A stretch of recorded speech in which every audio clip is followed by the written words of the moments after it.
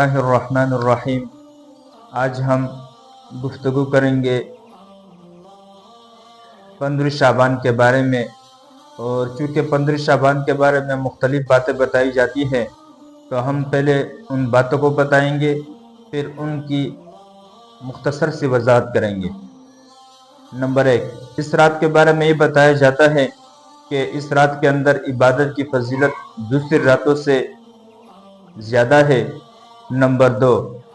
اس کے بارے میں یہ بات بتائی جاتی ہے کہ اس رات کے اندر قبرستان جانا چاہیے۔ نمبر 3،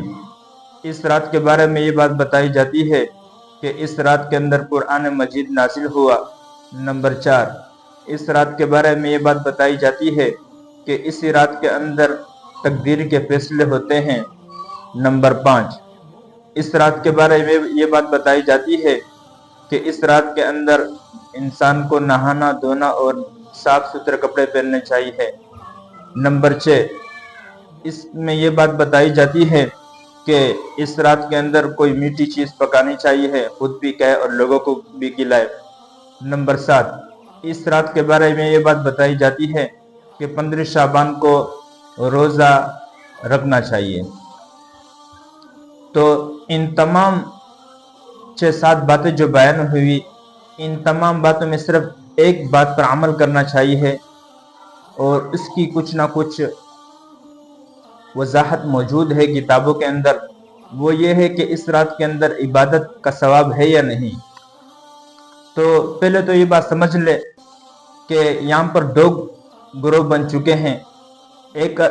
یہ کہتے ہیں کہ اس رات کے اندر عبادت کرنی چاہیے اور اس رات کے اندر عبادت کا ثواب دوسری راتوں سے زیادہ ہے۔ دوسرا گروہ یہ کہتا ہے کہ اس رات کے اندر عبادت کا کوئی ثواب ہے ہی نہیں۔ جو حضرات کہتے ہیں کہ اس رات کے اندر عبادت کا ثواب ہے تو وہ جمہور حضرات ہیں، اور باقی دوسرا گروہ ہے۔ جمہور حضرات کیوں کہتے ہیں کہ اس رات کے اندر ثواب ہے؟ وہ اس وجہ سے کہ اگرچہ اس رات کی عبادت کے بارے میں مختلف روایات وارد ہوئی ہے، تقریباً 17 سے 18 صحابہ کرام سے روایت منقول ہے، لیکن وہ تمام روایت ضعیف ہے۔ لیکن محدثین کا اصول ہے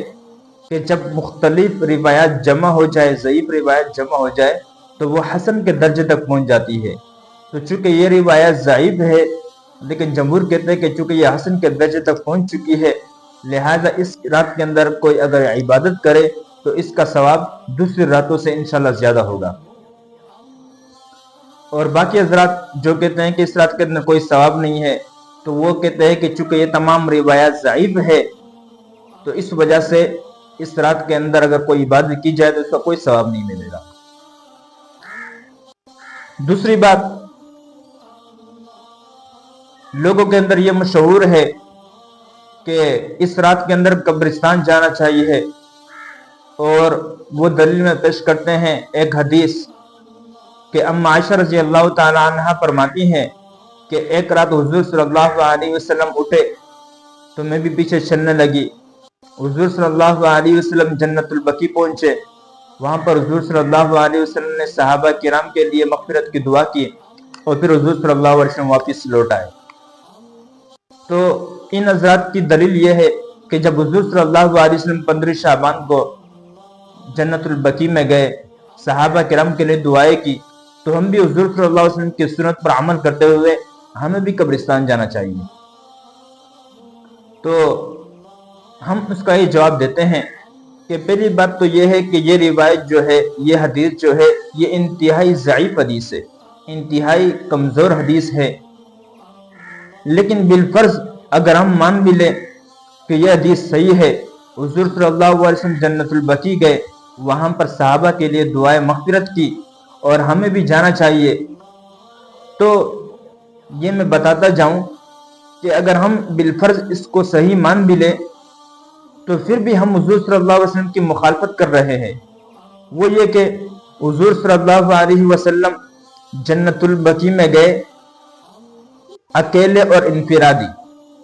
اور آج کل کے لوگوں کو دیکھو کہ قبرستان جاتے ہیں جماعت کے ساتھ، جمگھٹا ہو کر قبرستان جاتے ہیں۔ نمبر 2، حضور صلی اللہ علیہ وسلم پوری زندگی میں صرف ایک مرتبہ گئے، لیکن ہمیں دیکھو کہ ہم ہر سال قبرستان جاتے ہیں، تو یہ تو حضور صلی اللہ علیہ وسلم کی سنت پر عمل نہیں ہوا، بلکہ یہ تو آپ صلی اللہ علیہ وسلم کی سنت کی خلاف ورزی ہم نے کی ہے۔ حضور صلی اللہ علیہ وسلم پوری زندگی میں صرف ایک مرتبہ گئے، اس کے بعد کبھی بھی نہیں گئے۔ پھر آپ دیکھیں خلفائے راشدین کو،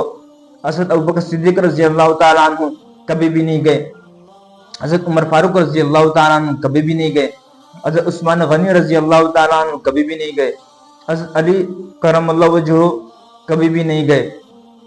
تو اتنے بڑے بڑے خلفائے راشدین، اتنے بڑی بڑی ہستیاں، وہ کبھی بھی نہیں گئی۔ تو کیا انہوں نے حضور صلی اللہ علیہ وسلم کی اس بات کو سمجھا نہیں؟ کہ انہوں نے تو سمجھا نہیں، اور ہم نے اس بات کو سمجھ لیا، ہمارے ذہن میں یہ بات آ گئی کہ ہم جا رہے ہیں، اور وہ بڑی ہستیاں نہیں گئی۔ تو خلفائے راشدین میں سے کوئی بھی نہیں گیا۔ پھر آپ آتے جائے تابعین، تبع تابعین، ہمارے علماء دیوبند کو آپ دیکھیں، ان کی تاریخ پڑھیں، کہیں بھی کسی بھی تاریخ میں، کسی بھی معتبر تاریخ میں، احادیث میں آپ کو یہ الفاظ نہیں ملیں گے کہ حضور صلی اللہ علیہ وسلم اس رات کے علاوہ یا صحابہ کرام یا تابعین یا تبع تابعین یا علماء دیوبند قبرستان گئے ہوں، تو کہیں بھی آپ کو یہ بات نہیں ملے گی۔ تو خدا را اس رات کے اندر قبرستان جانا یہ ایک بدعت بن چکی ہے، اور اس بدعت سے ہمیں آپ کو بچنا چاہیے۔ ہم اپنے گھر والوں کو بھی بچائیں، اپنے رشتہ دار و عزیزوں کو بھی اس سے بچائیں، کیونکہ اس رات کے اندر صرف قبرستان جانا نہیں ہوتا،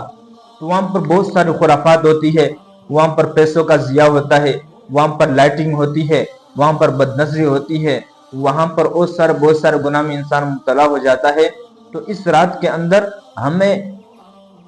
قبرستان بالکل بھی نہیں جانا چاہیے۔ ہم اپنے رشتہ دار کو بھی بتائیں کہ ایسی کوئی بات نہیں ہے، ایسی کوئی روایت نہیں ہے، اگر روایت ہے بھی تو انتہائی ضعیف ہے، تو ہمیں قبرستان بالکل بھی نہیں جانا چاہیے۔ اچھا، ایک بات یہ بتائی جاتی ہے کہ اس رات کے اندر انسان کو صاف ستھرے کپڑے نہانا دھونا چاہیے۔ تو اس سے پہلے میں یہ وضاحت کر دوں کہ یہ رات کو خوشی منانا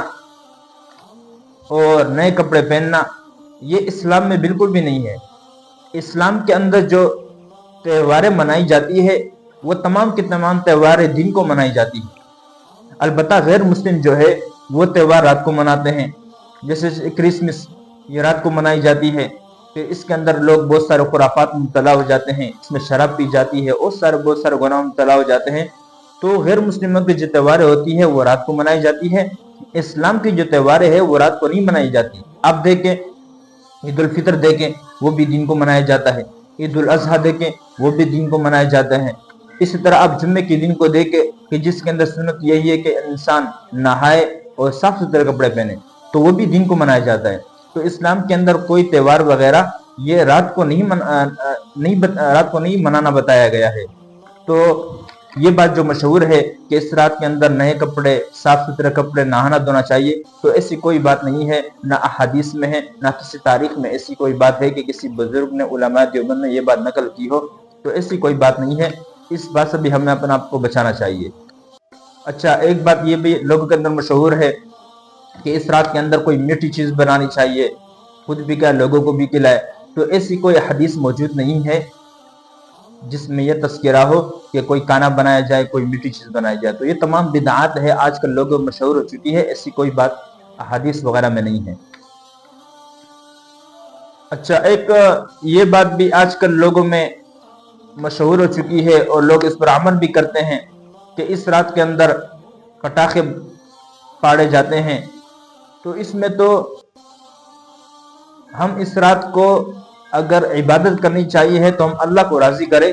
اور کسی مخلوق کو تکلیف نہ دیں، لیکن اس رات کے اندر لوگ دوسرے لوگوں کو تکلیف دیتے ہیں۔ اب جب پٹاخے پاڑے جاتے ہیں تو اس رات کے اندر وہاں پر بیمار بھی ہوتے ہیں، بوڑھے ضعیف بھی ہوتے ہیں، بچے بھی ہوتے ہیں، تو ان تمام لوگوں کو تکلیف پہنچائی جاتی ہے۔ حالانکہ حدیث میں حضور صلی اللہ علیہ وسلم نے ارشاد فرمایا، حدیث کا مفہوم یہ ہے کہ بہترین مسلمان وہ ہے کہ جس کے ہاتھ اور زبان سے دوسرے مسلمان محفوظ رہے۔ تو اس رات کے اندر تو ہمارے ہاتھوں سے لوگ محفوظ نہیں ہو رہے، بلکہ ان کو تکلیف پہنچی جا رہی ہے۔ تو اس رات کے اندر اس عمل سے بھی ہم اپنے بچوں کو بھی بچائیں، اسی طرح ہم اپنے رشتہ داروں کے بچوں کو بھی سمجھائیں، اپنے علاقے کے بچوں کو سمجھائیں کہ ایسی کوئی بات نہیں کرے، نہ یہ کہ لوگوں کو تکلیف پہنچائیں۔ اچھا، ایک بات لوگوں کے اندر یہ مشہور ہے کہ اس رات کے اندر قرآن مجید اتارا گیا اور اس رات کے اندر تقدیر کے فیصلے ہوتے ہیں، تو ایسی کوئی بات نہیں ہے، بلکہ خود اللہ جل شانہ نے 30ویں پارے میں سورۃ القدر کے بارے میں، سورۃ القدر کے اندر وضاحت کر دی ہے کہ انا انزلناہ فی لیلۃ القدر، کہ ہم نے قرآن مجید کو لیلۃ القدر کے اندر اتارا ہے۔ تو جب خود اللہ جل شانہ ارشاد فرما رہے ہیں کہ ہم نے قرآن مجید کو لیلۃ القدر میں اتارا ہے، اور لیلۃ القدر رمضان مبارک کے اندر ہوتا ہے، اور وہ بھی آخری عشرے میں طاق راتوں میں 21، 23، 25، 27، 29 ان طاق راتوں میں لیلۃ القدر کی رات ہوتی ہے۔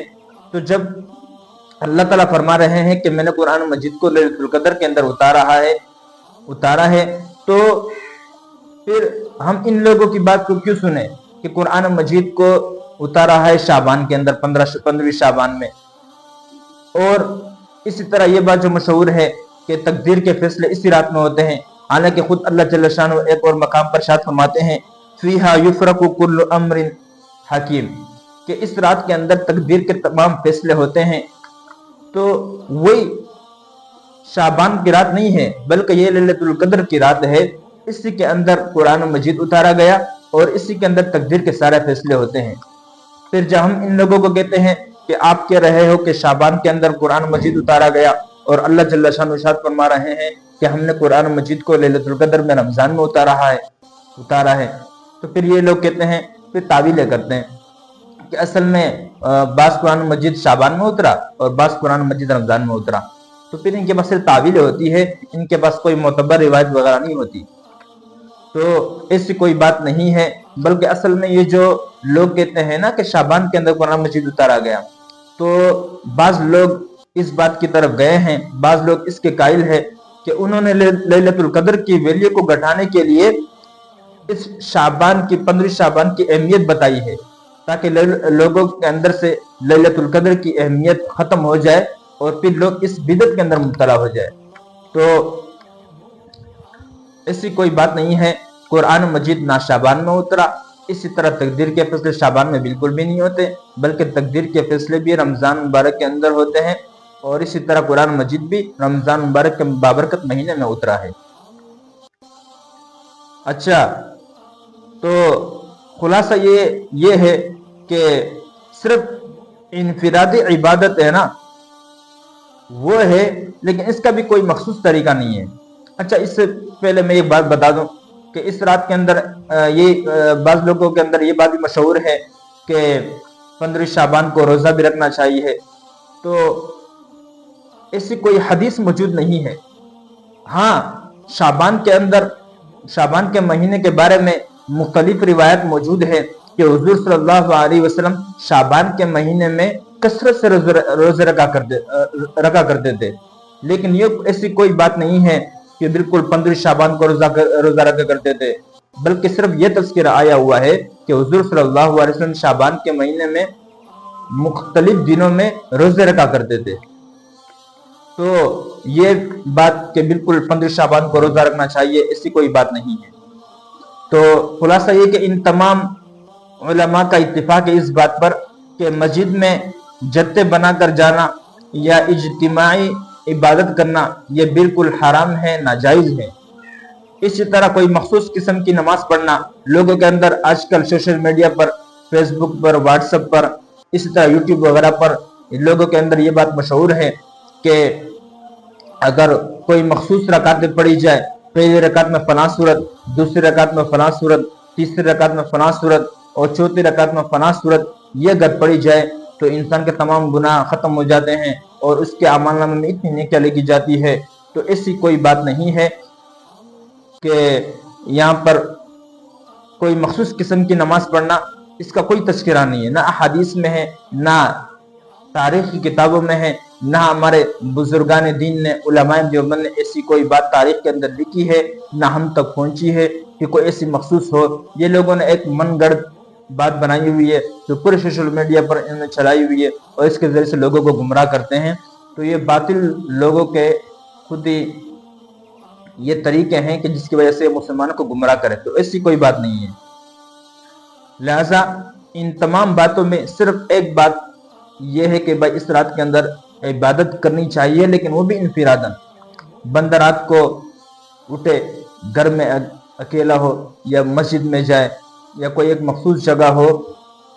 کوئی کمرہ وغیرہ ہو، وہاں پر جا کر انفرادی عبادت کرے تو انشاءاللہ اس عبادت کا ثواب باقی دنوں کے ثواب سے زیادہ ہوگا۔ لیکن اگر بندہ انفراداً عبادت نہ کرے بلکہ جمگٹا ہو کر قبرستان جائے